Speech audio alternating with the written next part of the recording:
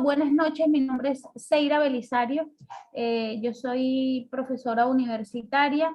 He desarrollado una carrera en varias áreas y bueno, en los últimos años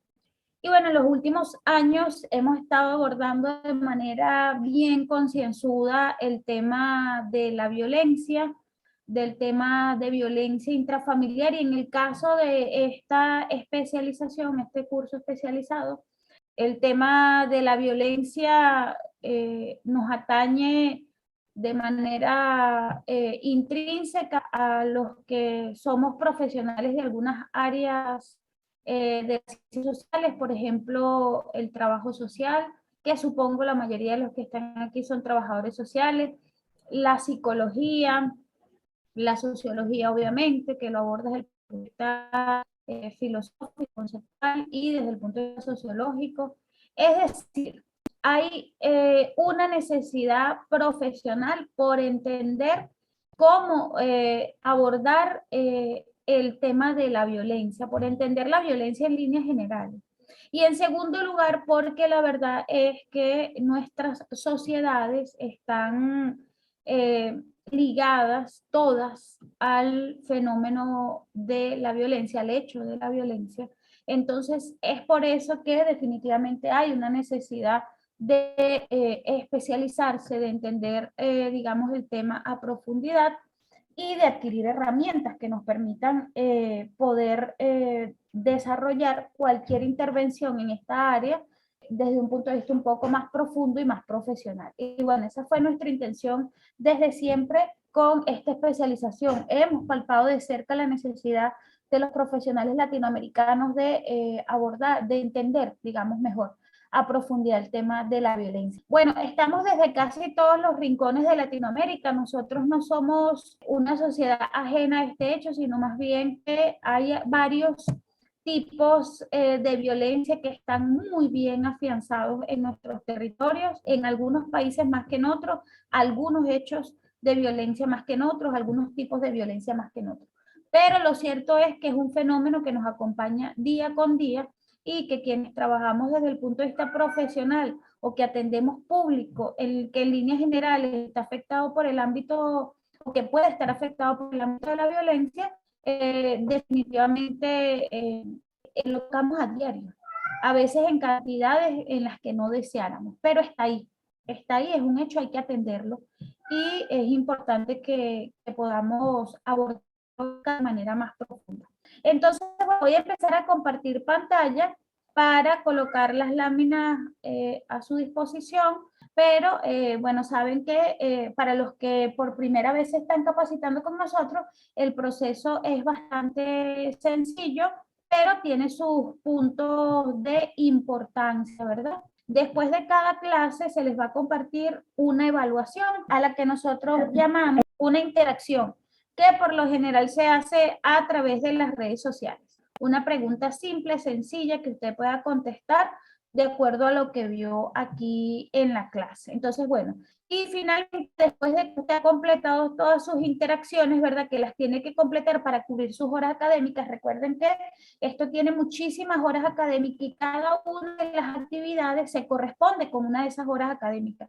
Si usted pierde de hacer una actividad o no realiza alguna de las interacciones o la evaluación final o no recibe la guía, etcétera, para que tenga sus horas completas, recuerde que debe realizar todas las tareas. De todas maneras, por el grupo de WhatsApp le están monitoreando cada día, cada actividad entre el equipo académico, control de estudios y también sus embajadores que tienen, sus asesoras que tienen parte importante ahí en el tema del control de sus evaluaciones y de todo su proceso. Entonces, bueno, los leo permanentemente a través del chat. Vamos a estar en contacto permanente a través del chat. Cualquier pregunta, cualquier duda, cualquier interacción que usted quiera hacer. Creo que una de las cosas más importantes que nos podemos llevar de esta especialización es entender que el fenómeno de la violencia es un fenómeno cultural, es una conducta en primer lugar, es un hecho conductual. La violencia forma parte de la conducta humana, es decir, es una conducta y que como conducta es aprendida, es un hecho social. es socialmente aprendido. Entonces, por ser un hecho social y por ser socialmente aprendido, quiere decir que se puede desaprender, que se puede reaprender, que se puede reorientar y que se puede limitar. La violencia, ¿verdad? Como fenómeno tiene orígenes diversos, múltiples, es sumamente compleja y a la vez sencilla. O sea, es sumamente compleja y sencilla porque en su génesis, ¿verdad? Y en su desarrollo median estos elementos de los que les estoy hablando, que son elementos de tipo social. ¿Cuáles serían elementos sociales que pueden incidir en el fenómeno de la violencia? De tipo económico, de tipo culturales, de tipos ambientales, todos los elementos del hecho social humano que sabemos que pueden incidir en el comportamiento, ¿verdad? En el comportamiento de un individuo. Y obviamente el tema de la violencia, digamos la parte más dura de la violencia, está relacionado con las secuelas que deja en una población, en un lugar, en una familia, en un individuo.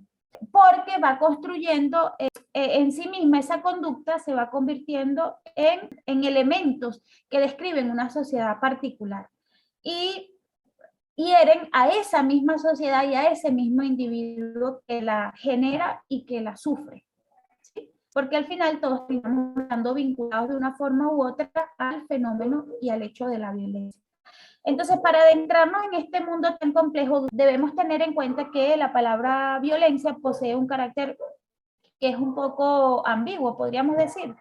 Eso hace que quizás su definición, es decir, su definición, digamos, tácita, explícita, sea un poco complejo, porque estamos hablando, o sea, es decir, limitarla a un solo hecho, encerrar toda esa cantidad de fenómenos que están, que acompañan al hecho de la violencia dentro de una única conceptualización, es casi una carrera cuesta arriba, porque, ¿verdad? Hay características que son, digamos, descriptivas, que están relacionadas con la sociedad misma, con su desarrollo, con su evolución y las percepciones, ¿verdad?, que podamos tener, inclusive en una determinada zona geográfica en torno a lo que consideramos violencia. Qué sé yo, un ejemplo bueno, la nalgada corregidora, que en muchas sociedades se considera aceptable o que muchos de nosotros consideramos aceptables. Y decimos que una nalgada a tiempo corrige. Yo era fiel creyente de eso. Yo tenía una idea hace algunos años y creo que, y lamento haberla tenido, claro, es que como es un hecho social y es un hecho aprendido, obviamente repetimos patrones de conducta, ¿verdad? Pero yo recuerdo muchísimo que para mí era normal, de hecho cuando daba cursos de otra índole, yo explicaba que a veces a los bebés o a un niño pequeño no entiende cuando le va a meter el dedo a la corriente. Ese era un ejemplo que yo siempre ponía. No entiende cuando le va a meter el dedo a la corriente y que probablemente si ama a ese niño le va a dar en la manito. Por un pasito que usted le dé, usted le va a dar en la manito, para que él entienda que no le tiene que meter el dedo a la corriente. Esa era una creencia que yo tenía, que uno le hacía un bien a ese niño al darle en la manito para que él entienda que no debe meterle el dedo a la corriente. Porque yo tenía esa creencia, es decir, porque yo repetí ese patrón de conducta, porque era socialmente o es socialmente aceptado dentro de la sociedad en la que yo me he desenvuelto hasta ahora, en la que yo crecí. A mí me dieron muchas nalgadas preventivas, creo que también les dicen por ahí. Entonces, bueno, como les decía, el tema de la violencia es un tema que es socialmente aprendido y que cambia de sociedades a otras o también puede cambiar de épocas a otras. Mi mamá me cuenta que cuando ella estaba en el colegio, y es que mi mamá me cuenta que cuando ella estaba en el colegio, era común que los docentes golpearan a los estudiantes. Y era común que los padres le dijeran a los maestros que si no se portaban bien, pues tenían el permiso para recibir sus respectivas nalgadas o sus respectivas pelas. Mi mamá me cuenta que se estaba haciendo pipí y bueno, no aguantaba las ganas de ir al baño, la maestra parece que salió en algún momento y mi mamá aprovechó corriendo para ir al baño porque ya no aguantaba, estaba que se orinaba y cuando regresó ya la maestra había regresado y la maestra le pegó fuertemente por haberla desobedecido y haber ido al baño. Una cosa que desde todo punto de vista es terrible. Y cuando yo lo comenté como un ejemplo, en los comentarios me decían que sí, que es normal, que eso ocurre, no sé qué país era en ese momento, no sé si era Perú o Ecuador, uno de esos dos países era, que es normal, que todavía los docentes golpeen a los estudiantes, supongo que será en algún lugar específico, supongo que no ocurrirá dentro de todo el territorio, y es lo que estamos comentando sobre el hecho de la concepción en un determinado, en una determinada región o en un determinado ámbito geográfico. Eh, y que en este momento yo estudié en el mismo colegio donde estudió mi mamá. Y creo que en ese momento en el que yo estudié, estoy hablando de hace 30 y pico de años atrás, era inconcebible que un docente golpeara a un niño. Pero recuerdo que ya estando yo en primer grado, había una maestra que a mí no me tocó, pero que sí agarraba a los niños, tenía la costumbre de agarrar a los niños por aquí. Cuando se portaban mal, los agarraba y los levantaba por aquí, por la, ¿cómo se llama? La patilla, le decimos aquí, creo que le decimos la patilla. Ustedes me dirán cómo se llama eso en sus países.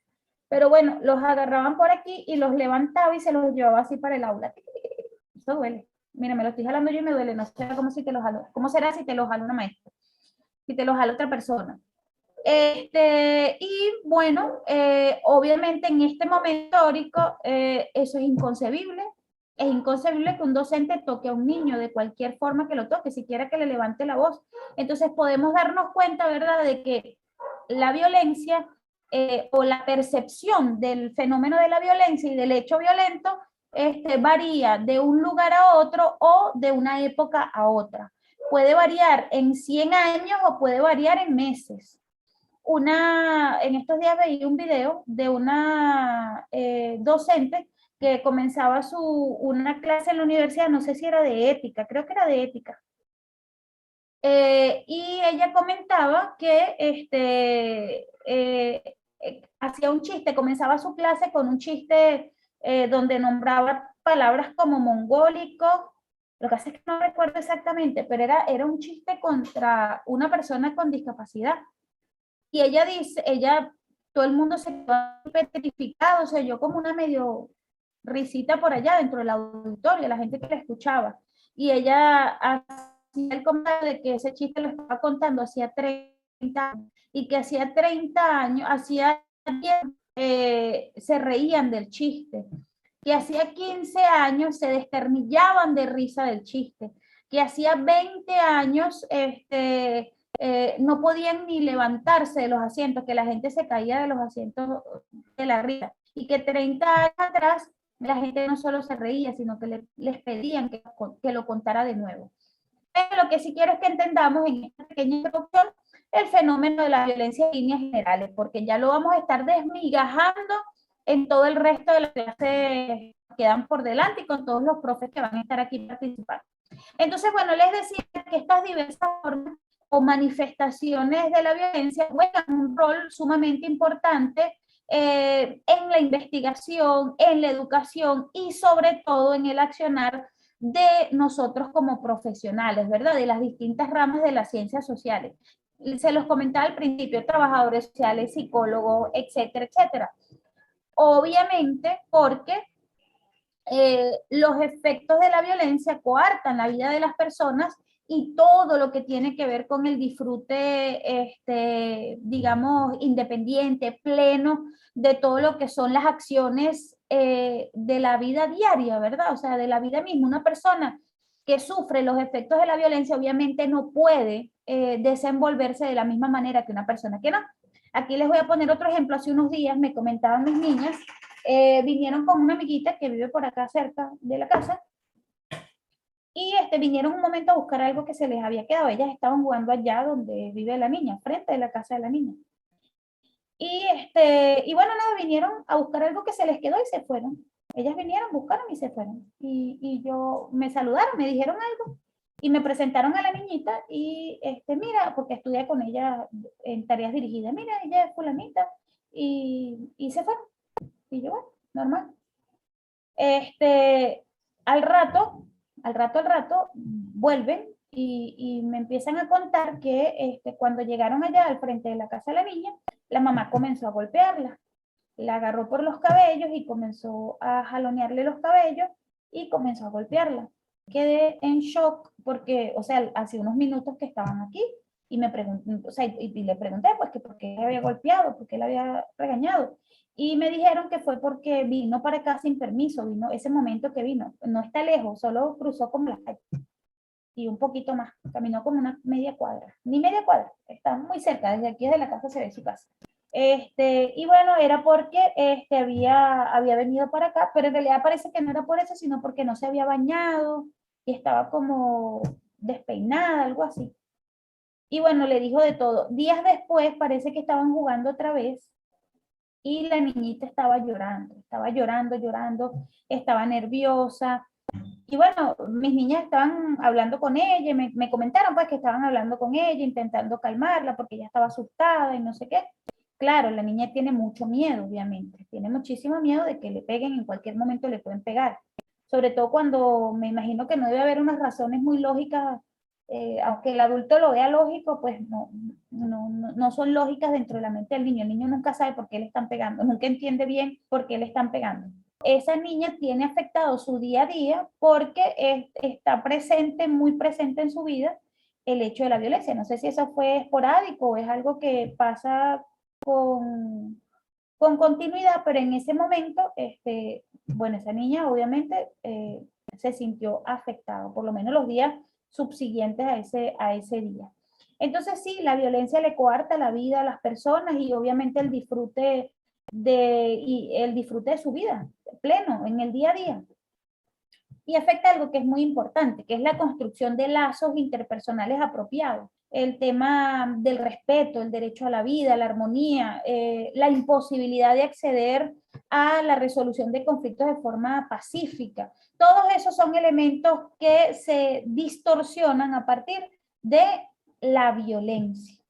Entonces, el propósito de esta especialización, ¿verdad? De esta especialización en el abordaje integral y prevención de la violencia es que podamos entender los elementos básicos de lo que es el análisis científico del fenómeno de la violencia y todo lo que tiene que ver con su tipología. Por eso vamos a hablar de violencia contra el adulto mayor, violencia contra el infante, violencia por causa de género, violencia dentro de la familia, etcétera, etcétera.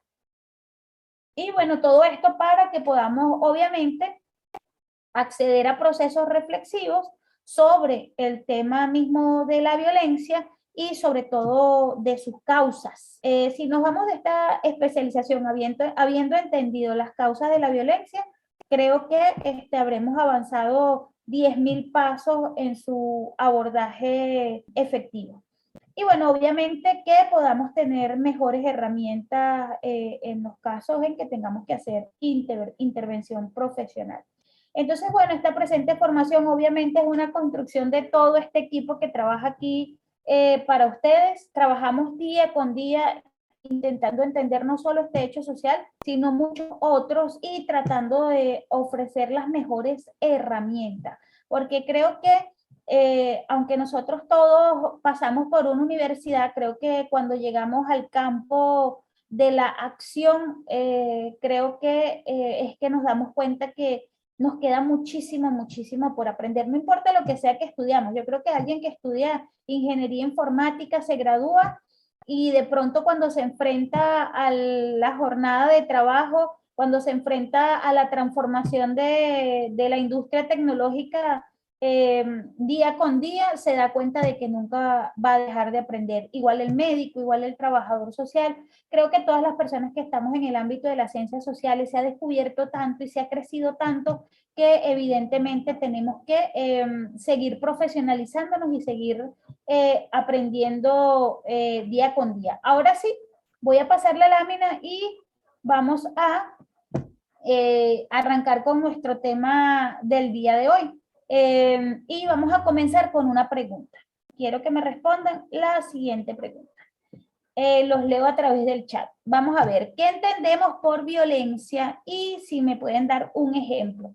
Yo ya les di algunos, pero seguro que ustedes tienen un montón más. A lo mejor algunos que puedan extraer de sus propias experiencias, tanto personales como de trabajo. Nosotros, desde nuestra vida personal o desde el punto de vista profesional, nos hemos enfrentado a ella, ¿verdad? Entonces, bueno, vamos a cambiar la lámina. Vamos a hablar de los orígenes de la violencia humana, intrínseca del ser humano, si es nata. ¿Ustedes creen que la violencia es algo nato? ¿Ustedes creen que la gente nace, o sea, lo lleven los genes, la violencia, que somos genéticamente violentos? Ajá, entonces les pregunto, nuevamente, otra pregunta. ¿Ustedes creen que la violencia está en nuestra sangre, en nuestros genes? ¿Somos genéticamente violentos? Bueno, creo que casi todos estamos de acuerdo en que no. Vamos a ver cuáles son los orígenes de la violencia. Les voy a compartir un pensamiento, es una frase, se la voy a compartir en el chat para que la lean. Entonces, bueno, lo que les compartí, ¿verdad? Es un pensamiento de Marlene Patumatiz. Ella ha realizado artículos para la UNESCO sobre el tema de la violencia. Bien interesante, búsquenla porque tiene unos estudios científicos bien interesantes sobre el tema de la violencia desde el punto de vista antropológico. Ella comenta en un artículo precisamente para la UNESCO que la violencia no es propia de los seres humanos. Y les comentaba que ella tiene un artículo para la UNESCO bien interesante donde habla de los orígenes de la violencia y nos comentaba que no es propia de los seres humanos prehistóricos, o por lo menos hasta un momento de la historia en la cual se comenzaron a generar las sociedades que fueron menos nómadas, más sedentarias, ¿verdad? Y cuando comenzaron a pasar de la economía predatoria, es decir, de la caza, la pesca y la recolección, economías de producción. Es decir, hasta que el hombre no empezó a tener relaciones sociales relacionadas con el tema de la producción económica, no comenzaron a generarse hechos de violencia. Obviamente, ella dice que en el periodo neolítico, las causas medioambientales, las causas económicas, las sociales y las religiosas, que hoy vamos a estar hablando fuertemente de este tema, cómo a través de la historia la religión ha jugado un papel fundamental en la construcción de las sociedades y sus elementos de violencia. Creo que es importante que hagamos incluso un punto y aparte con este tema religioso, respetando obviamente las creencias de cada quien, pero creo que es un hecho social también público, notorio e histórico. Las mayores construcciones de desavenencias humanas a lo largo de la historia de la existencia del ser humano han estado marcadas por el hecho religioso. De hecho, hay, valga la redundancia, hay puntos de la historia donde los mayores actos de violencia han estado marcados por este tema, pues por el tema religioso. Por eso digo que creo que aquí siempre es bueno hacer como un punto, una pausa, porque obviamente las tres primeras causas, es decir, la causa económica, la causa medioambiental, la causa social, eh, tienen como una explicación muy clara, muy sencilla, muy diáfana, muy transparente. La causa religiosa es mucho, mucho más compleja porque en la mayoría de los casos es la causa primaria y es la causa determinante en todas las demás violencias. Entonces, en este sentido, hay un autor que afirma que lo que son los elementos relacionados con la política y la religión son las dos caras de una misma moneda, y la historia lo ha comprobado en ese sentido. Es que son las causas fundamentales de las conductas socialmente heredadas, construidas como de tipo violenta, de tipo relacionadas con la violencia. Entonces, bueno, es a partir de todas esas transformaciones sociales por las que ha pasado el hombre, y han sido milenios y milenios de herencia cultural y de transformación histórica de las sociedades, que se ha venido arrastrando, potenciando o disminuyendo los grados de violencia en nuestras formas de interacción humana. Tal cual como ustedes lo expresaban, es un hecho social, es una conducta, se los decía yo al principio. Por lo tanto, la violencia no es heredada genéticamente. No existe un gen de la violencia en nuestra sangre. Hay pensadores que en algún momento de la historia, filósofos, escritores que en algún momento de la historia le han achacado al hombre una idea de como de una maldad innata. De hecho, hay una idea alrededor de la religión, en especial de las religiones, las grandes religiones monoteístas que tenemos en nuestro planeta, que afirman que hay una especie de pecado original con el que nacemos, que nos acompaña, y que bueno, que no solamente está relacionado con el sexo, al cual se le da una connotación negativa, lo cual genera obviamente la mayoría de los actos de violencia que existen en torno a la violencia por causa de género. Y bueno, en ese sentido, obviamente hay un peso muy grande, aunque las sociedades modernas han logrado tener avances sumamente importantes en nuestras formas de relacionarnos. Seguimos en la mayoría de nuestras sociedades arrastrando eh, esta herencia cultural, conductual, relacionada con los mensajes que nos han traído las distintas religiones, poniendo al hombre en ese lugar de violento por naturaleza, cuando en realidad la herencia es cultural. Entonces, bueno, creo que esto también es una invitación a revisar cuáles de nuestras creencias que nos han enseñado, que nos han inculcado, pueden tener algún peso sobre hechos violentos sociales, aunque no nos demos cuenta, aunque no seamos capaces de racionalizarlo de esa forma. Creo que esta especialización también es una invitación a cuestionar todo y a cuestionarnos todos nuestros comportamientos, porque finalmente debemos entender que si nuestra conducta es aprendida, toda nuestra conducta es aprendida, debe estar sujeta a juicio.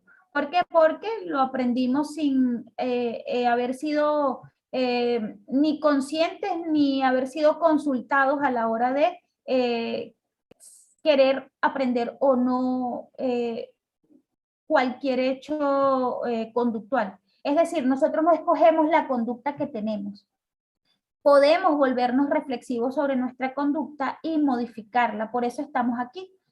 Porque nosotros los seres humanos, llegado a un punto de la adultez, en teoría deberíamos ser capaces de reflexionar sobre nuestra conducta y modificarla en caso de ser necesario. Pero la verdad es que la mayoría de las personas no llegamos a ese punto en la vida, sino que aprendemos las conductas, las reproducimos y nos convertimos en reproductores y en transmisores a su vez de esa conducta que heredamos. Entonces creo que parte de la transformación social y de la transformación que tenemos acerca de la violencia y de transformar nuestras sociedades pasa porque no porque juzguemos al otro. Creo que ahí entra un dicho no, una parábola bíblica que bien interesante, el tema de ver la paja en el ojo ajeno en lugar de ver la viga en el ojo propio.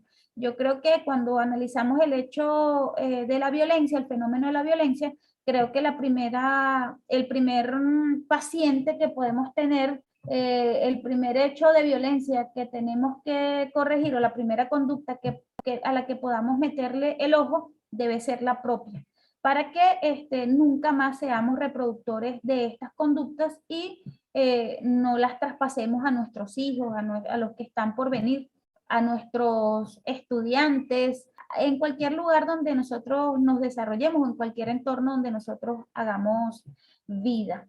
Entonces, bueno, voy a pasar a la siguiente lámina por aquí. Importante saber que en la génesis del ser humano no estaba la violencia como un hecho social común. Ahora pasamos a la conceptualización. Vamos a hablar ahora de la conceptualización de la violencia, aunque ustedes ya por allí con conceptos muy cercanos. Nosotros creo que todos los días vemos por ahí noticias sobre ha habido un hecho público y notorio porque se volvió mediático rápidamente, ha estado en todas las redes sociales que está ocurriendo en el mundo, el tema Ucrania-Rusia, la guerra. Se volvió como un fenómeno muy mediático, muy mediático. El conflicto interno entre Rusia y Ucrania, muy bien, se volvió muy mediático.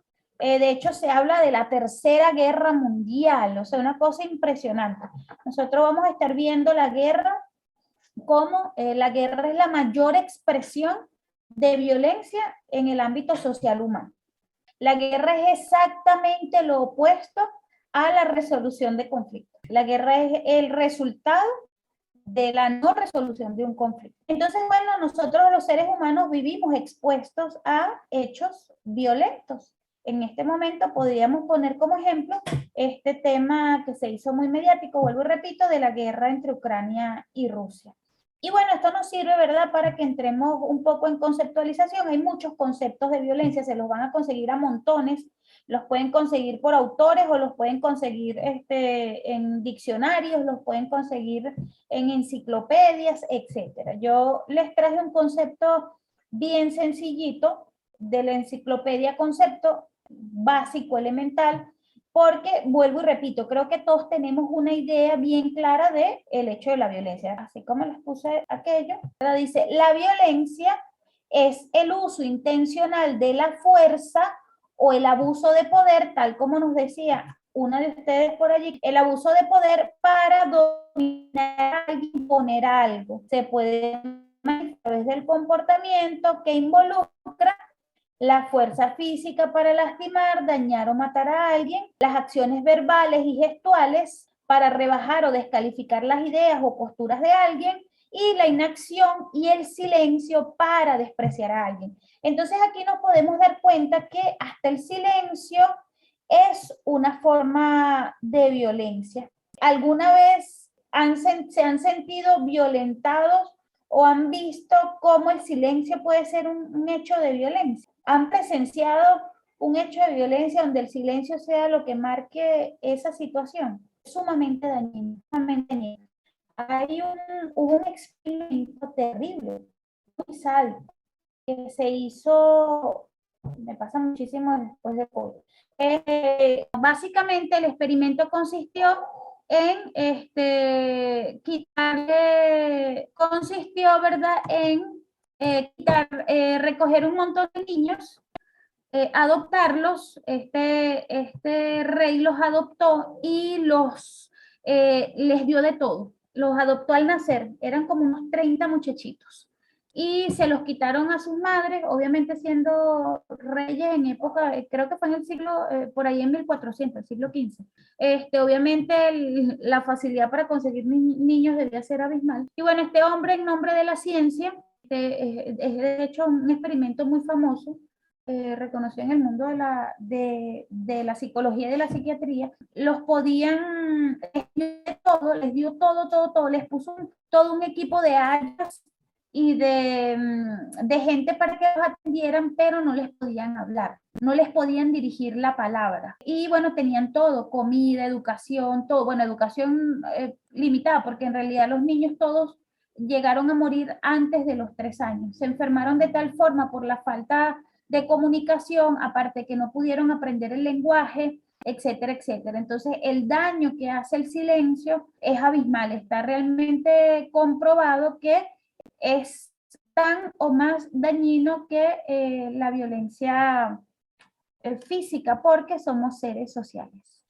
Entonces, bueno, les decía que les quería hablar sobre los elementos de la violencia. Este elemento, esta esquematización es también del UNESCO, nos dice que, bueno, que es, obviamente que es un fenómeno social, ¿verdad? Porque se genera entre seres humanos, tiene múltiples dimensiones, obviamente, y siempre hay que tratarlo de manera integral. Se vinculan a la forma de sentir, de actuar y de pensar de los sujetos, tanto desde el punto de vista individual, o sea, del individuo, como de sus relaciones sociales. Nosotros no somos independientes, ni a nivel de costumbres, ni de religión, ni de cultura. Y obviamente, como nuestra sociedad es ninguna está exenta de la violencia, entonces la violencia se convierte en un hecho social, en un fenómeno social, perdón, porque se apoya de esos patrones y de esos modelos de relaciones sociales donde está, digamos, desordenado, por decirlo de la mejor manera, o hay un uso inadecuado del poder. Y no hay una interacción que sea democrática, sino más bien que son hostiles y son agresivas en sus formas. Tenemos que tener claro, en primer lugar, que es un fenómeno social. En segundo lugar, que es un fenómeno complejo, se los decía al principio, tanto desde el punto de vista conceptual como desde sus componentes y de sus múltiples dimensiones, porque creo que eso se ve mucho desde el punto de vista de la ejemplificación, se los decía con el ejemplo de la escuela, pero existen muchísimos ejemplos que nos pueden dar este carácter, que nos pueden ayudar a entender este carácter. No todos entendemos la violencia de la misma forma, ni dentro del ámbito tan siquiera familiar. Por supuesto que mucho menos desde el punto de vista social y menos desde el punto de vista, digamos, de la totalidad de la humanidad. No hay un acuerdo generalizado sobre el fenómeno de la violencia. No existe un entender único sobre lo que es violencia y qué no es violencia. Hay sociedades donde se inculcan algunos hechos que nosotros consideramos violentos como normales, están normalizados, desde los más atroces hasta los más inocentes. Por ejemplo, en países africanos y en algunos países asiáticos, inclusive en algunas culturas europeas, es normal la castración femenina y se aplica con una horrorosa facilidad. Hace muchos siglos en la sociedad europea era muy normal la castración masculina, los llamados castratos, y eran por razones religiosas y por razones culturales. Entonces, la verdad es que sí, la violencia es un fenómeno complejo y no puede evaluarse sino dentro de o en un momento específico, un hecho específico. Y a ese hecho específico ya de por sí es complejo. Entonces, debemos entender que nosotros como profesionales debemos abordarla de esa forma, como complejo. También porque es multifactorial, es decir, los factores que la originan no son únicos, no existe un único elemento determinante de la violencia. Eso creo que lo podemos ver en casos de familias donde dicen, es que éramos 5 hermanos y a todos nos criaron por igual, pero mi hermano se hizo delincuente, mi hermano se volvió un asesino, mi papá era borracho y violento con todos, pero yo no soy un delincuente. O a veces se comparan, a veces dice, yo crecí en el mismo barrio y tenía un papá igualito al de él, pero yo no salí delincuente y él sí. ¿Por qué creen que eso ocurre? Porque los factores que se asocian con una conducta violenta son multifactoriales. Entonces, a lo mejor ese niño que era de una misma familia, que nosotros podemos tener, lo decía al principio, hay muchas definiciones, muchísimas definiciones. Todas son muy válidas, inclusive cada país dentro de su normativa legal tiene definiciones de la violencia. Creo que podemos apoyarnos en una o en varias definiciones. Podemos asumir la del Comité para la Violencia, para la Eliminación de la Violencia, de la Discriminación contra la Mujer, que es la que nos está mencionando Erika. Pero lo cierto es que más allá del concepto al que nosotros nos apiñemos, más allá del concepto sobre el que nosotros apadrinemos nuestro accionar, lo que más necesitamos como profesionales es entender la génesis del fenómeno. Vuelvo al ejemplo que les estaba dando ahorita y es más, voy a volver a otro ejemplo, ya que nombraron el tema de la violencia contra la mujer. Ustedes creen, eso lo vamos a estar viendo con más detenimiento la clase que sigue, pero ustedes creen que es igual hablar de violencia, que pasa muchísimo, de violencia intrafamiliar, es igual hablar de violencia intrafamiliar que hablar de violencia de género. Es lo mismo. Leo sus respuestas en los comentarios. ¿Ustedes creen que hablamos de lo mismo cuando hablamos de violencia contra la mujer y cuando hablamos de violencia intrafamiliar? Y ahí vuelvo al tema del concepto de la violencia. Podemos apadrinarnos o acercarnos a cualquier concepto de violencia que nosotros querramos acercarnos. Casi todos nos van a decir más o menos lo mismo. Pero lo que es importante que entendamos es que el fenómeno de la violencia, es decir, la violencia no es específica de un género o contra un género, de un grupo etario contra otro grupo etario. La violencia es de todos, es decir, todos podemos ser víctimas y victimarios cuando hablamos de la violencia. ¿Por qué? Porque es un hecho social, un fenómeno social, perdón. Entonces, bueno, les decía que es un fenómeno multifactorial porque los elementos que están relacionados con el fenómeno de la violencia son diversos, son múltiples. Y les decía que en el caso de dos niños que crecen en una misma familia y uno toma el camino de la violencia explícita y el otro no, probablemente hubo algunos elementos o algunos factores, estamos hablando de multifactorialidad, no sé si lo dije bien, hubo algunos factores que hicieron que fuese diferente el camino en torno a la violencia que pudieron haber asumido.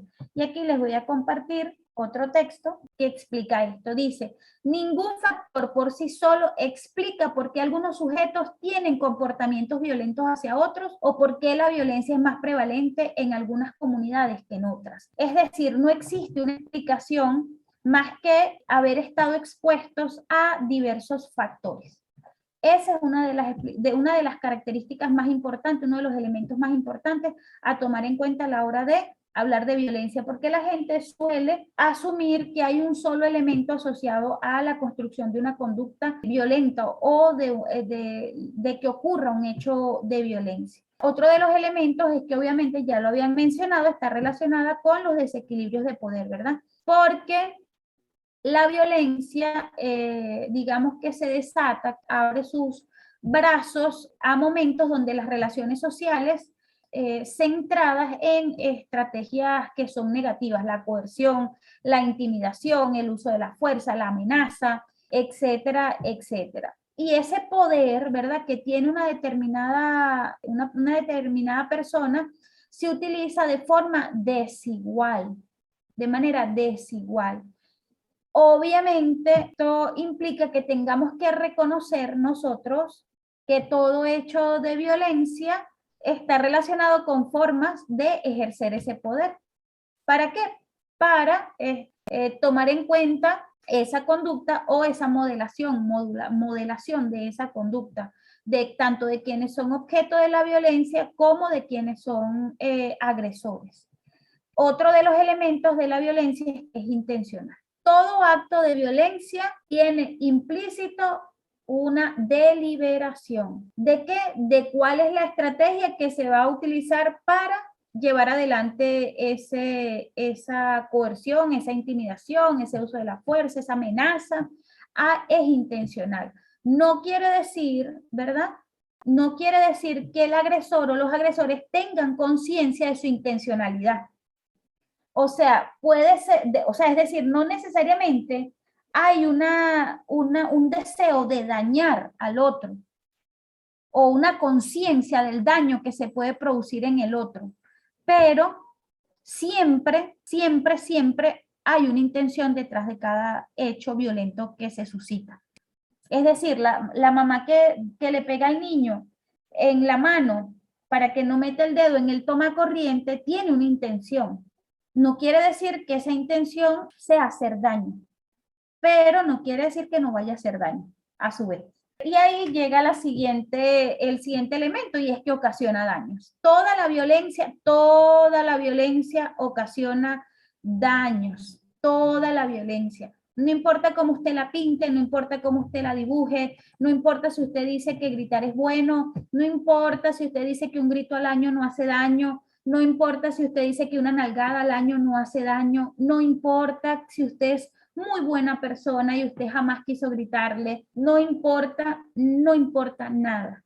La violencia siempre, siempre, siempre, siempre ocasiona daños, porque el uso inadecuado del poder genera efectos negativos para todos los seres humanos que están implicados en ese hecho de violencia, sea directa o indirectamente. Puede ser desde el punto de vista psicológico, desde el punto de vista físico, desde el punto de vista económico, desde el punto de vista patrimonial, desde el punto de vista ambiental, no importa. No importa de qué forma lo afecte, pero lo va a afectar, va a ocasionar un daño.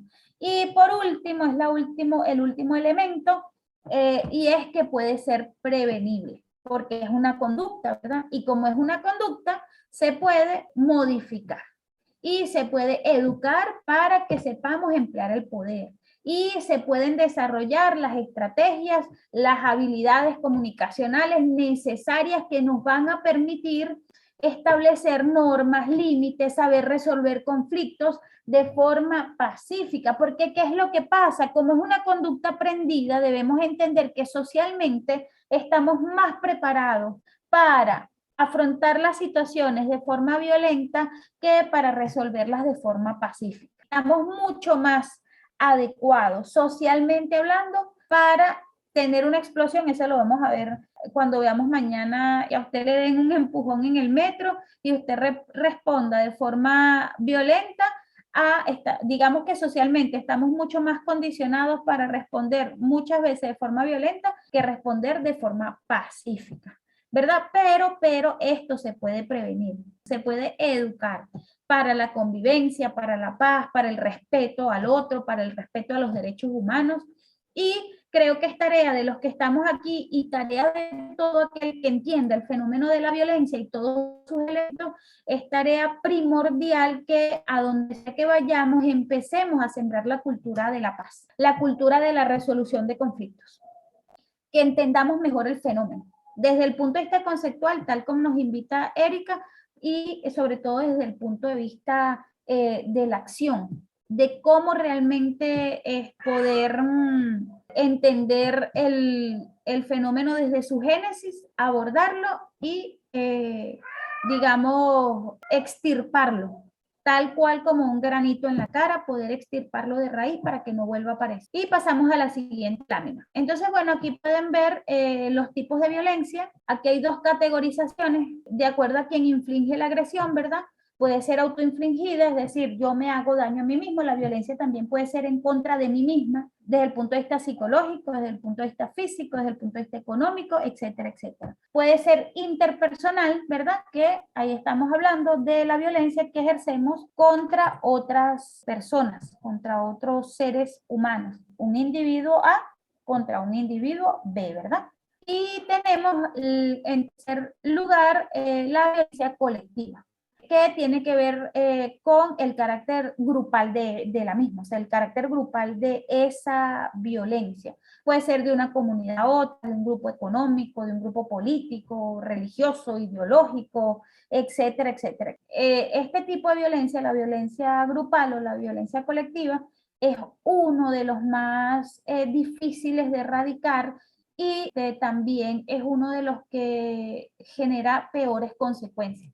Y bueno, creo que ahí podemos volver al ejemplo de la guerra. Y bueno, de acuerdo a la naturaleza del acto, del hecho en sí mismo, esta clasificación que es la que casi todo el mundo maneja, ¿verdad? La física, la verbal, la sexual, la económica, la negligencia, la religiosa, la cultural, y de ahí para allá la lista es interminable. Miren, aquí hay en la ley de la mujer a tener una vida libre de violencia, la ley venezolana, la clasificación de los tipos de violencia es larga. Supongo que en cada país habrá una legislación, o sea, varía mucho la legislación en los países. Sé que hay algunos países que están mucho más avanzados en el tema del debate sobre los hechos de violencia, en especial los hechos de violencia contra la mujer, que creo que es una lucha diaria en nuestros países latinoamericanos, porque es una de las violencias de este tipo. Creo que es violencia de tipo grupal que está más afianzadas, igual por un asunto religioso. Creo que es una herencia de la religión, la violencia contra la mujer, la disminución de la mujer dentro del escenario social. Entonces, bueno,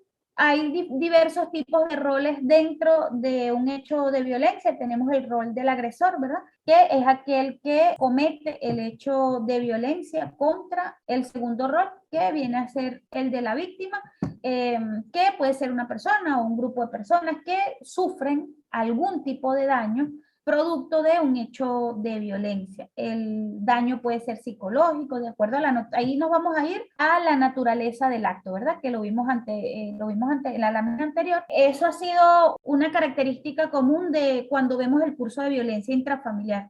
He visto muchísimo que hay muchos países cuya legislación está muy por detrás de lo deseado en torno al tema de la violencia contra la mujer. Y también hay países donde la legislación está muy avanzada, pero socialmente todavía se siguen manteniendo conductas comunitarias o culturales que siguen manteniendo a la mujer muy por debajo del lugar donde debería estar la conducta social hacia ellas o el entender el rol de la mujer dentro de ciertas sociedades. Más allá de que haya legislaciones o de que se firmen acuerdos tras acuerdos, está el hecho social.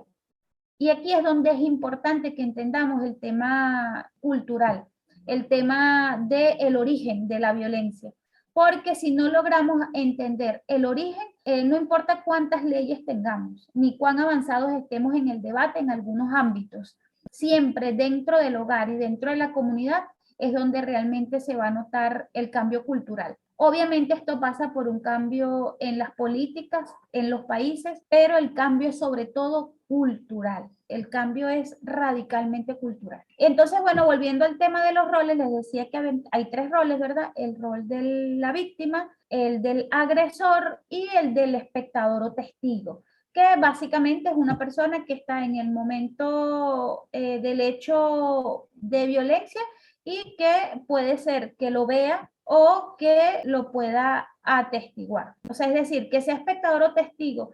La diferencia es en la posibilidad de dar testimonio o no. Porque, por ejemplo, un bebé puede ser testigo, pero como no habla, no puede dar testimonio. Entonces, ¿qué es un espectador? Testigo soy cuando puedo dar fe de que vi algo, soy testigo. Pero si no puedo dar fe, soy un espectador. Paso a la siguiente lámina. Escenarios de la violencia. ¿Dónde se puede dar la violencia? Bueno, aquí creo que tenemos para echar rollo, ¿verdad? Esta categorización, esta, digamos, diferenciación, esta nueva lista donde estamos, digamos, discriminando los tipos de violencia, tiene que ver con el lugar o tomar acción, dice el testigo. Ah, claro, puede tomar acción. De eso vamos a estar hablando mañana, cómo debemos, bueno, en cada una de las conferencias, dependiendo del tipo de violencia, cuál es la acción que debemos tomar, cómo son las distintas acciones que podemos tomar, ya desde el punto de vista profesional o desde el punto de vista del testigo o del espectador, cuáles son las acciones que podemos tomar en los diversos casos que se nos presenten de violencia, los diversos hechos de violencia a los que podamos estar expuestos. Entonces les decía que de acuerdo al lugar o al escenario donde se presenta el hecho de violencia también se puede categorizar, ¿verdad? Y entonces tenemos en primer lugar la violencia doméstica o familiar, que es la que ocurre dentro del ámbito de la familia. Ojo, no necesariamente cuando hablamos del espacio, no es necesariamente el espacio físico, o sea, no tiene que ver con un lugar físico, sino el ámbito dentro del cual se desarrolló ese tipo de violencia. Porque la violencia doméstica o la violencia intrafamiliar puede ocurrir fuera de la casa. O sea, es decir, podemos tener un esposo que golpea a una esposa en el metro, pero sigue siendo violencia intrafamiliar porque ocurre dentro del ámbito de la familia. Por eso digo que no me refiero al hecho, al lugar físico donde ocurre, porque puede ocurrir en cualquier lugar, sino el ámbito que determina qué tipo de violencia es de acuerdo a los actores que están involucrados. En este caso, la violencia doméstica o familiar, que es la que atañe a personas dentro de un mismo núcleo familiar. Luego está la violencia institucional, que aquí podemos hablar de instituciones públicas o privadas.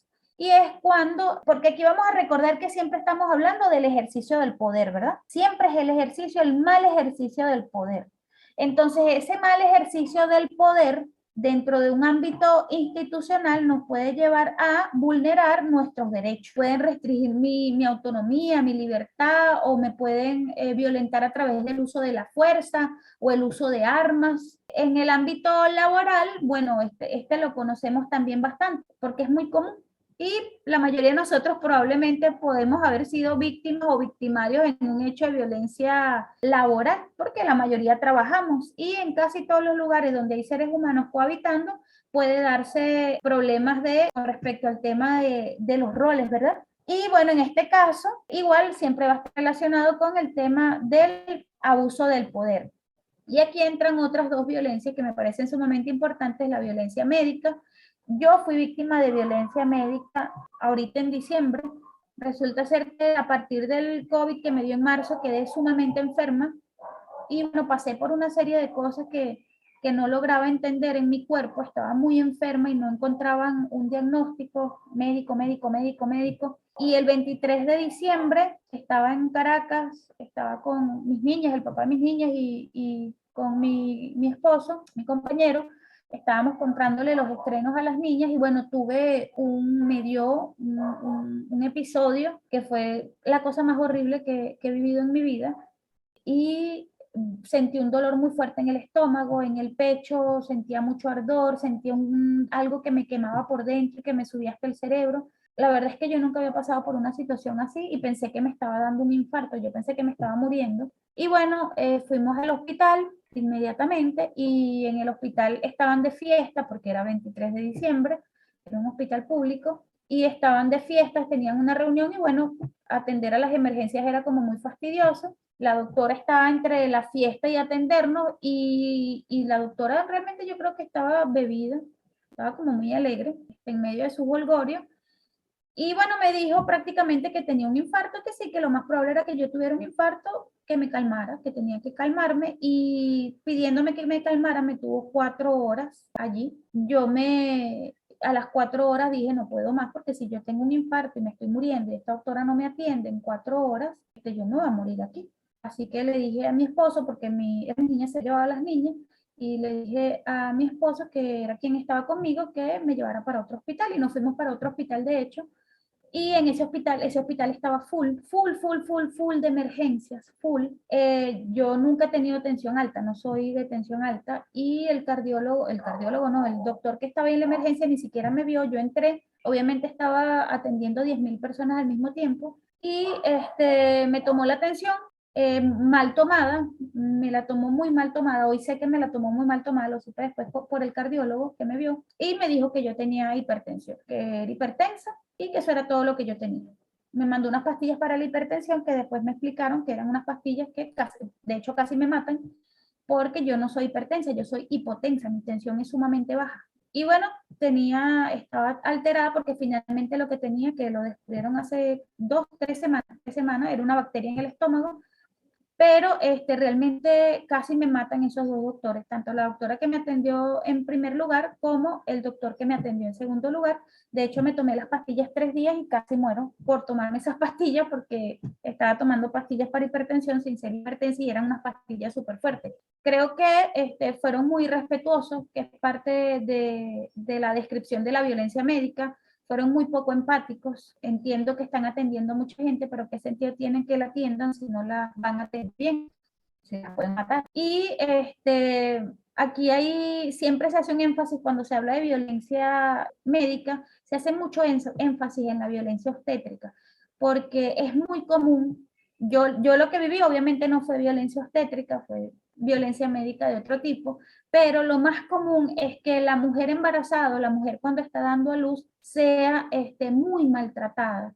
Creo que ha habido muchos avances igual en algunos países o en algunos ámbitos médicos para, con el tema de, aquí en Venezuela lo llaman parto humanizado, para entender mejor el tema de la mujer parturienta, de la mujer que está por dar a luz.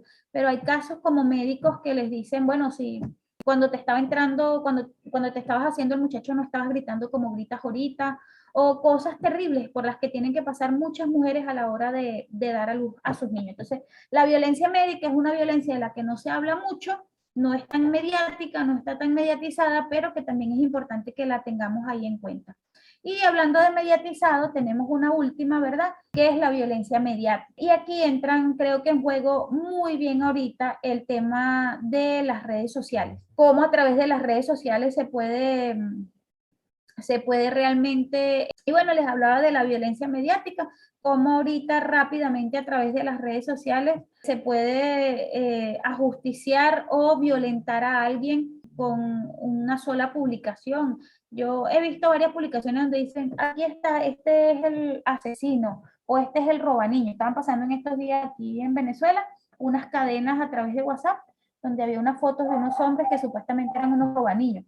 Puede que sí, puede que no, o puede que sea alguien que decidió que quería vengarse de alguno de ellos o hacer jugarles una broma y empezaron a publicar sus fotos como violaniños, como robaniños. Lo cierto es que es muy fácil a través de los medios de comunicación afectar de forma violenta porque son un poder. Y recuerden que seguimos hablando de el uso del poder. En todos estos ámbitos que les acabo de mencionar, en el doméstico, en el institucional, el laboral, el médico o el mediático, siempre, siempre es el tema de el uso del poder. Muy bien. Siguiente lámina.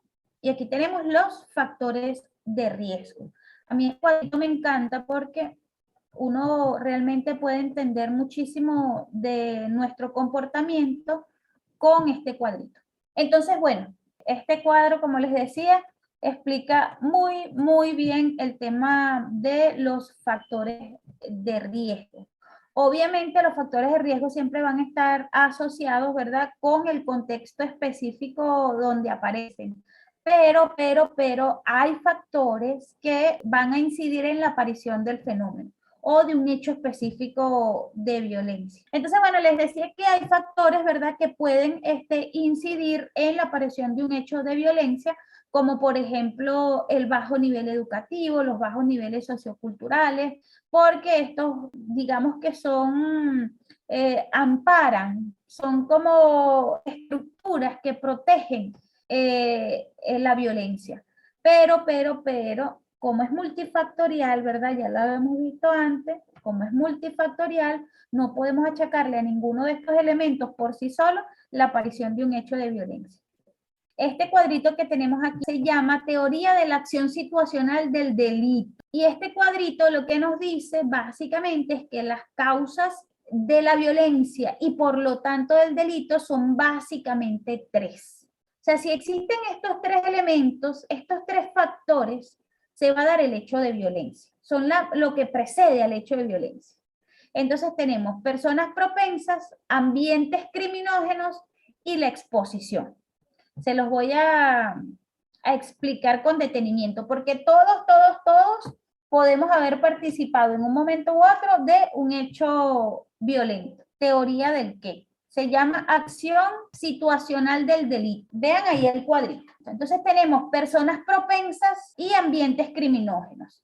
Digamos que vamos a poner un ejemplo, que se los ponía hace rato. Una persona va en el metro todos los días, para su trabajo. Todos los días se levanta muy temprano para montarse en el metro que está atestado de personas. Está full, como que aquí decimos full, está lleno, está hasta los tequeteques, también decimos aquí. Y usted se monta en el metro. Y tuvo de paso disgustos dentro de su casa. Y está cansado de su trabajo. Y le molesta el gentío dentro del metro. Entonces, ¿qué tenemos ahí? O sea, esa persona que ya viene molesta de su casa, que va para un lugar al que no quiere ir y que está pasando en un transporte en el que no quiere estar, ¿en qué se convierte? En una persona propensa. Tenemos entonces a una persona propensa. Y entonces esa persona se monta en el metro, en un metro que está full de personas como ella, de personas que están molestas, que no durmieron bien anoche, que están enfermas, que están cansadas, que no quieren ir a trabajar. Hay calor, el metro no tiene aire acondicionado, está funcionando mal, hay problemas con la electricidad, eso pasa mucho en Venezuela. El ambiente del metro es hostil. ¿Qué tenemos allí? Un ambiente criminógeno. Entonces tenemos a una persona propensa y un ambiente criminógeno. Y esa persona se monta en el metro y ¡clan! Le meten un empujón. Ahí se entra en esto que se llama el proceso de decisión, que es el mecanismo de percepción y elección. Entran estos tres factores que tenemos arriba. El primero, las motivaciones. Dentro de las motivaciones tenemos la tentación, la aspiración y la provocación. Entonces, dentro de la tentación está el empujón, ¿verdad? Yo soy una persona propensa y me están tentando. ¿Cómo me están tentando? A través de el empujón. Luego está la aspiración, es decir, ¿qué tanto deseo yo ese hecho de violencia o no? Y luego está la provocación, que vuelvo y repito, en este caso la provocación es el empujón. La tentación creo que está dada más por el ambiente mismo. Luego la aspiración y luego la provocación. Eso es lo primero que pasa, lo primero que ocurre. Luego llega el filtro moral, que el filtro moral, la coincidencia o las diferencias entre la moral individual y la moral colectiva. En ese momento en el que me dan el empujón, yo puedo ser normalmente una persona, o sea, mi filtro moral, yo soy una persona que a los empujones responde con empujones. O soy una persona que cuando le empujan, automáticamente pide disculpas, aunque la hayan empujado a ella. O soy una persona que se aleja de los conflictos. O soy una persona que entra a los conflictos. Pero en definitiva, dentro de ese ambiente del metro, en este caso, que es el ejemplo que estamos poniendo, hay una conciencia colectiva. Y usted tiene una conciencia propia. Entonces ahí entra, si usted se suma a la conciencia colectiva, por ejemplo, la de la persona que le empujó, haya sido con culpa o haya sido sin querer, y la propia, la colectiva y la propia. Y finalmente el control. Está el autocontrol y el control externo. Ya vamos a ver ese tema del control. Entonces, como usted es una persona que tiene mucho autocontrol y usted entiende que en un ambiente que está lleno de personas, que es normal que se empujen, entonces probablemente usted con el autocontrol ya resuelve todo. Entonces, aunque usted tuvo la tentación, la aspiración y la provocación, y todo eso pasó a través de su filtro moral, gracias a que usted tiene un gran autocontrol, usted su decisión, su proceso de decisión, es decir, de percepción del ambiente y de toma de decisiones, es decir, de elección, usted decide que no exista el hecho delictivo. Pero eso quiere decir entonces que usted no era una persona tan propensa. Ahora bien, si usted es una persona propensa, es decir, usted es una persona que normalmente resuelve los conflictos a golpes, una persona que no acepta que le den empujones en el metro, es decir, usted es una persona propensa, está dentro de un ambiente criminógeno y llegan y le dan un empujón, ¿qué es lo que viene a continuación?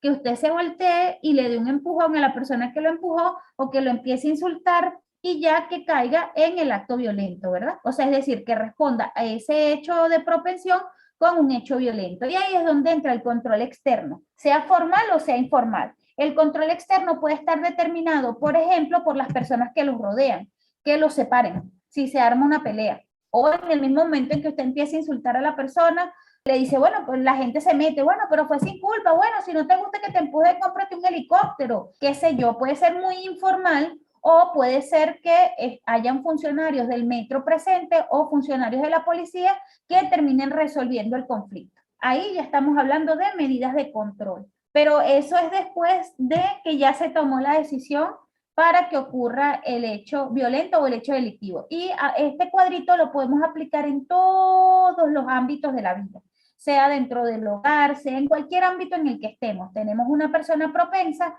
un ambiente criminógeno y un acto violento delictivo. Si nos vamos al ámbito médico, tenemos un médico que le gusta maltratar a los pacientes, tenemos un ambiente donde están llegando pacientes en todo momento, un ambiente criminógeno y finalmente el proceso de toma de decisiones. Y así aplica para todo, para todo. Este cuadrito explica el hecho de la violencia durante el mismo, es decir, en el momento mismo en el que está ocurriendo el hecho violento. Y bueno, aquí vemos el tema de las consecuencias que pueden ser físicas, que pueden ser psicológicas, no sé cuáles consecuencias usted cree también que pueden ocurrir, o cuál consecuencia, o cuál es más importante. ¿Cuál daña más, la física o la psicológica?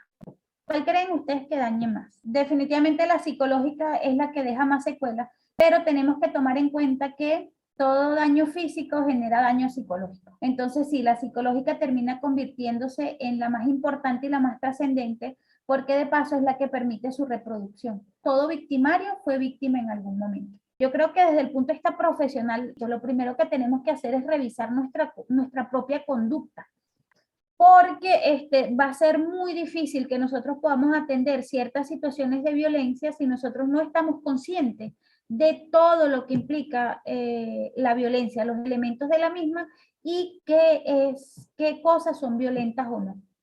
Qué cosas son violentas o no. Entonces, el abordaje de situaciones en las que un individuo, muchos individuos o un grupo social desarrollen conductas que nosotros podamos asociar con el uso de la violencia, obviamente debe ser realizado desde una perspectiva multidisciplinaria. Nosotros no podemos pensar que la violencia la va a resolver solamente un policía, o la va a resolver únicamente un juez, o la va a resolver un médico, o la va a resolver un psicólogo, o un psiquiatra, o un trabajador social. Hay que entender que como es multifactorial, pues los profesionales que se tienen que involucrar dentro de la atención y el abordaje del tema de la violencia, también debe ser una colaboración multidisciplinaria. Y eso es importante porque dentro del tema de la fenomenología propia de un suceso de violencia puede ser de muy disímil razonamiento, es decir, lo podemos ver desde muchas formas y perspectivas, y eso se relaciona con la pregunta: ¿qué entendemos por violencia? ¿Cuáles son nuestros juicios frente a un hecho de violencia? ¿Cuáles son los métodos que podemos aplicar? ¿Cuáles son los procedimientos que se deben llevar a cabo? Todo eso a partir de nuestra propia interpretación, no solamente desde el punto de vista humano, o sea, de mi propia consideración humana, sino desde el punto de vista de mi área de estudio, desde el punto de vista de mi profesión. ¿Cómo lo puedo entender yo como trabajador social? ¿Y cómo lo entiende un psicólogo? ¿Qué elementos puedo abordar yo y qué elementos puede abordar el psicólogo? ¿Cuándo es necesario que intervenga una institución como una fiscalía? ¿O en qué momento necesito que haya intervención de un médico?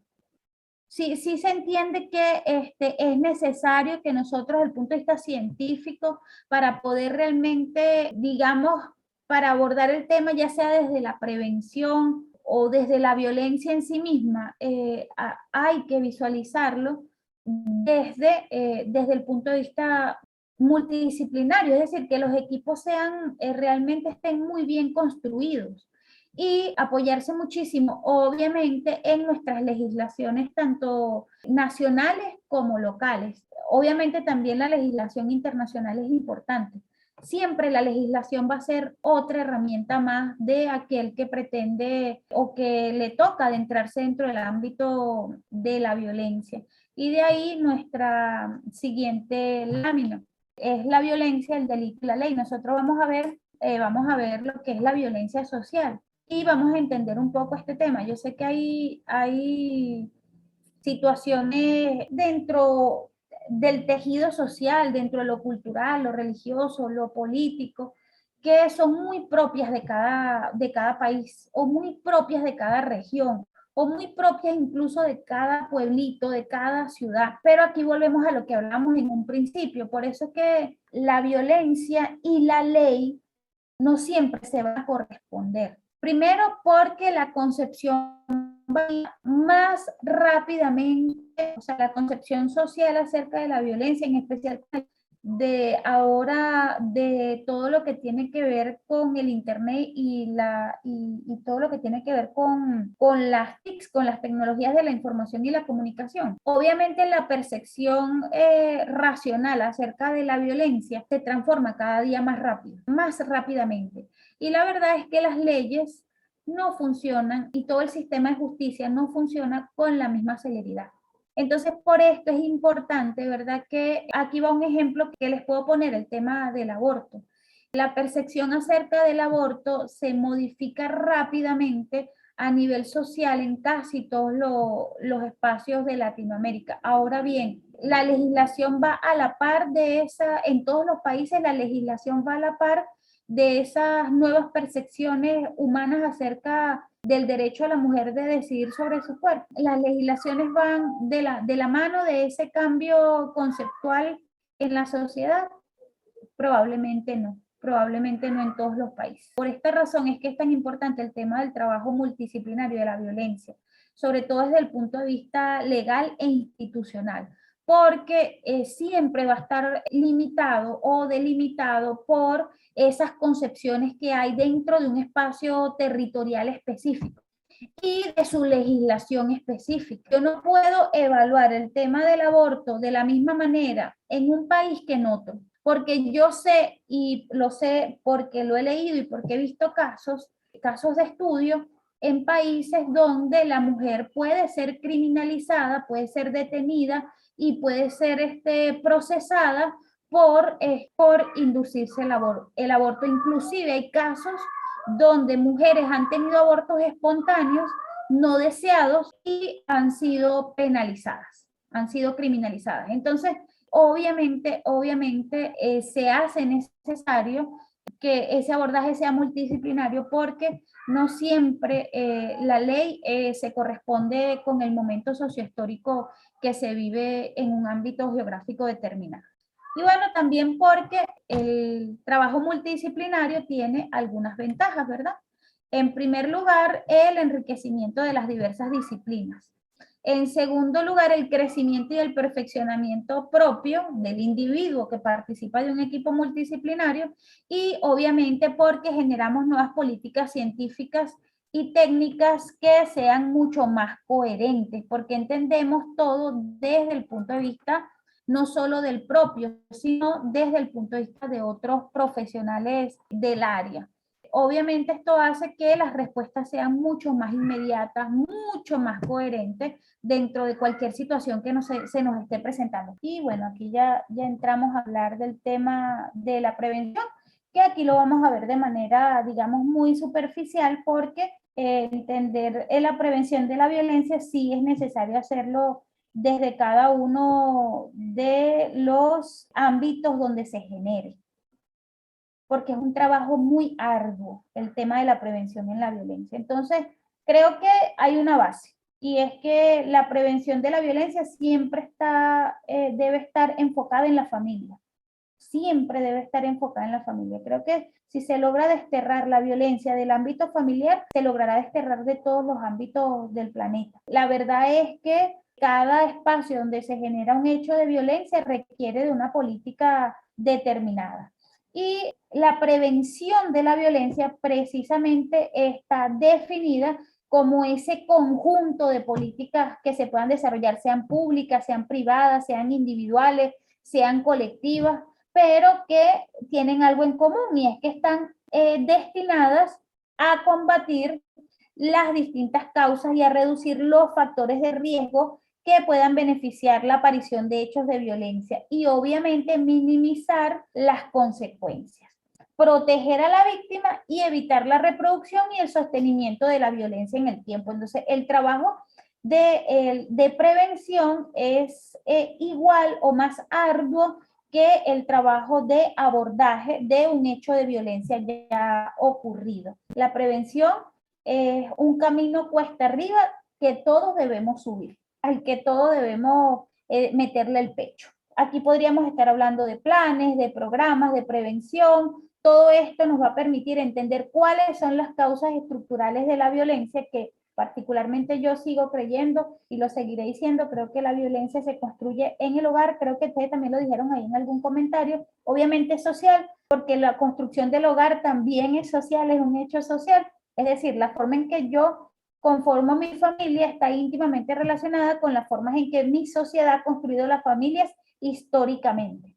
El rol de la mujer dentro del hogar, el rol del hombre dentro del hogar, el rol de los niños dentro del hogar, todo eso es social, es una construcción social. No crean que cuando hablamos que está dentro de la familia se refiere a una familia en particular, sino a la familia como una parte muy importante o la parte más importante en la construcción de nuestra conducta o de nuestras formas sociales de abordar la violencia. Entonces, no la violencia, la interacción humana.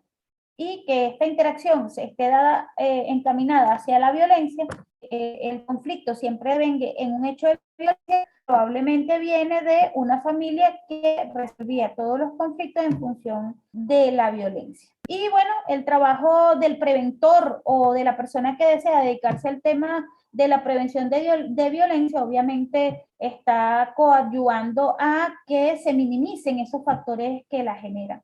Entonces pueden ser programas educativos, de atención a poblaciones vulnerables, de reorientación de la conducta o inclusive de la despenalización, como estábamos hablando, por ejemplo, el tema del aborto, o de acciones de tipo legal. Y por eso es que creo que aquí cuando hablamos de prevención se entiende básicamente que el trabajo es multidisciplinario, porque jamás vamos a poder abordar desde todas las aristas el tema de la violencia desde el punto de vista individual. Es decir, no hay un solo individuo o una sola profesión que pueda abordar todas las aristas que implican o que están implícitas en el hecho de la violencia. Obviamente todo esto nos muestra una cantidad de retos que se nos van presentando porque, bueno, porque en la actualidad es eso mismo que hemos venido hablando acerca de las políticas dentro de nuestros países, a nivel nacional o a nivel internacional, hace que el tema del trabajo de la prevención de la violencia se vea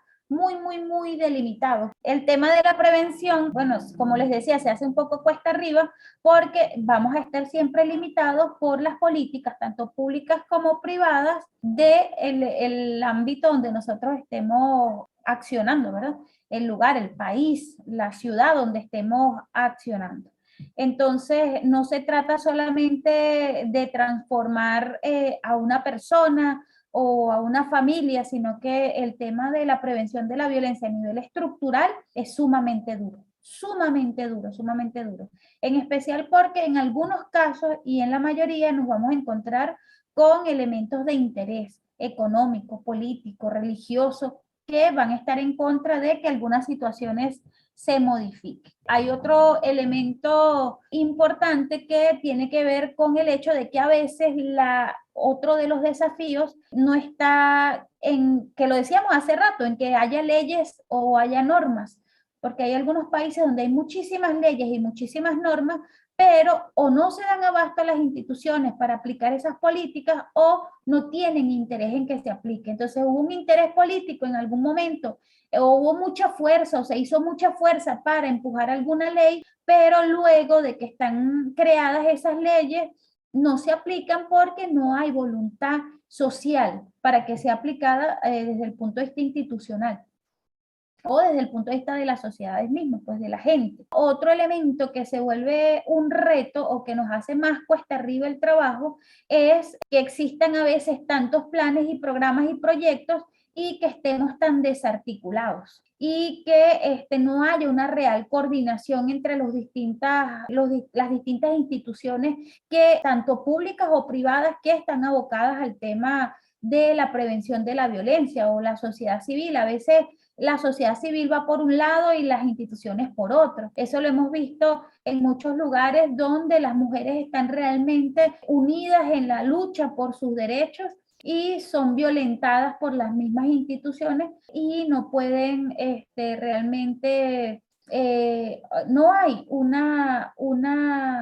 digamos, una homogenización en torno a los conceptos sociales de una violencia determinada. Entonces, conseguir el impacto que se desea, bueno, no siempre es tan sencillo como lo es el deseo. Ninguno de estos retos hacen que nos detengamos, o sea, ninguno de estos retos permite o nos vulnera en nuestro deseo de seguir luchando por la idea de tener un mundo mejor y libre de violencia. Porque obviamente no nos vamos a detener. Por eso les decía que a veces las mismas instituciones que deben protegernos son las que nos pueden estar violentando. Yo vi un video, por cierto, de una muchacha en México que comentaba que fue víctima de violencia de género por parte de su pareja, casi la mata a golpes, y es un video muy interesante. El camino se le hizo tan cuesta arriba al momento de hacer la denuncia, o sea, todo ese tema que ya se ha hablado hasta el cansancio de la revictimización, de cómo la maltrataron, de cómo no recogieron sus muestras a tiempo, cómo no hubo un seguimiento del caso hasta que ella no se presentó en redes sociales y bueno, se hizo mediática y fue que se logró que se hiciera un trabajo medianamente adecuado. Mientras todo eso ocurría y pasaban años y ella seguía tratando de hacer justicia, el victimario, el agresor, seguía libre e intimidándola. Entonces, no siempre la ley va a estar del lado de la justicia. Eso es algo que tenemos que tener siempre presente. Y bueno, este es un elemento que vamos a estar viendo muchísimo en la última jornada, en la última clase, que tiene que ver con la violencia y conflicto, que no necesariamente son lo mismo. Nosotros tenemos ya de entrada desde hoy que entender que conflicto y violencia son dos cosas sumamente diferentes, pero la gente tiende a confundirlas. Por ejemplo, a la guerra le dicen conflicto bélico, pero la guerra no es un conflicto bélico, la guerra es la expresión más extrema de la violencia. Ahí ya no hay conflicto, ahí hay ya violencia, porque el conflicto viene siendo previo a la violencia, es una de las formas de resolución de conflicto, es decir, es una de las formas en las que puede derivar un conflicto. El conflicto es una desaveniencia, ¿verdad? Y tiene algunas formas para resolverse, que pueden ser violentas o no. Entonces, es importante que desde ahorita ya tengamos en cuenta que violencia y conflicto son dos cosas diferentes y que existen muchas formas de llegar a solucionar conflictos y que los conflictos muchas veces son puertas que nos abren hermosos caminos hacia momentos plenos o mejores. Entonces, tenemos que ir acostumbrándonos a entender esa dicotomía, entender esos dos elementos. Para cerrar, creo que lo más valioso el día de hoy es que entendamos que el tema de la violencia es estructural, conductual, por lo tanto puede ser modificado, pero que tenemos que trabajar de forma multidisciplinaria para poder abordarlo, que solos no podemos, que juntos tenemos toda la fuerza que necesitamos y que sí, que se puede modificar. Yo soy fiel creyente de que las sociedades avanzan hacia un mejor entendimiento, hacia una mejor comprensión del ser humano y por lo tanto de sus capacidades, de sus necesidades y del respeto que debemos tenerle. A veces uno pierde la esperanza por algún hecho que ocurre, pero yo sí considero que hemos avanzado muchísimo. Yo no creo que las mujeres sean vistas hoy como fueron vistas hace 100 años, inclusive hace 20 años. Yo estoy viendo ahorita Betty la Fea, me imagino que muchos de ustedes la han visto alguna vez en la vida, la versión primaria, la colombiana, y a mí ay, eso me hace un ruido terrible, todas las cosas que pasan ahí en esa novela. A mí me encanta, yo la veo cada cierto tiempo porque a mí esa novela me fascina, pero de verdad que es increíble el trato a la mujer, el trato a los empleados, o sea, es una cosa que en ese momento era normal y ahorita es inconcebible. O sea, por lo menos aquí en Venezuela es inconcebible que a un empleado lo traten de esa forma. Aquí un empleador trata a un empleado de la forma en que Armando Mendoza, presidente de Comoda, trataba a sus empleados y va preso o mínimo tiene una demanda por ante, yo soy Betty Lover. Y creo que eso ocurre aquí, un hecho de violencia, un gritico como el que le pega Armando Mendoza a la secretaria, estaría o preso o pagando una buena multa o quién sabe, no sé, algún proceso estaría llevando adelante porque es que es inconcebible. Así como es inconcebible hoy, por lo menos aquí en Venezuela, que un docente pueda herir o lastimar o golpear o jalonear a un estudiante. Entonces creo que sí, que el avance no es igual en todos los países, dentro de los países no es igual en todos los lugares, dentro de todos los lugares no es igual en todas las familias y dentro de una familia no es igual en todos los miembros de la familia, pero creo que avanzamos. Sí, siempre va a ser una lucha cuesta arriba, no creo que lleguemos a un estado ideal de cosas porque existen demasiados elementos económicos, políticos, religiosos y culturales que impiden el desarrollo total del ser humano, pero y de su comprensión del tema de la violencia, pero creo que vamos para allá. Y creo que somos privilegiados de poder, por ejemplo, en este momento estar vía online. Hace 10 años ni lo imaginábamos, es más, hace 3 mucha gente no se conectaba vía online. Estamos vía online hablando de un tema del que hace 10 años no se hablaba como se habla hoy. Entonces creo que en ese sentido, los que estamos aquí incluso en este curso o los que estamos en este momento histórico de la humanidad o los que estamos en este lado del charco o los que estamos en nuestros países, creo que tenemos que sentirnos privilegiados, en especial si nos comparamos con otros momentos de la historia o incluso con otros lugares de nuestro planeta. Y lo que sí es que ese privilegio nos tiene que servir es para seguir avanzando, o sea, no para sentirnos cómodos en este momento porque las cosas no están bien, solo que se están mejorando, o sea, solo que tenemos oportunidades de seguir mejorando, pero no quiere decir ni que va a ser sencillo, ni que va a ser un camino de miel sobre hojuelas, como dicen creo que los gringos, o que va a ser un camino fácil y cómodo. Ah, no, es que ya todo se arregló, no, es que la mujer ya tiene todos los derechos plenos, no existen.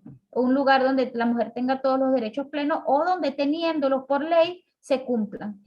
Tampoco existe un lugar donde no haya un niño que no sea maltratado o un hogar donde no ocurra un hecho de violencia.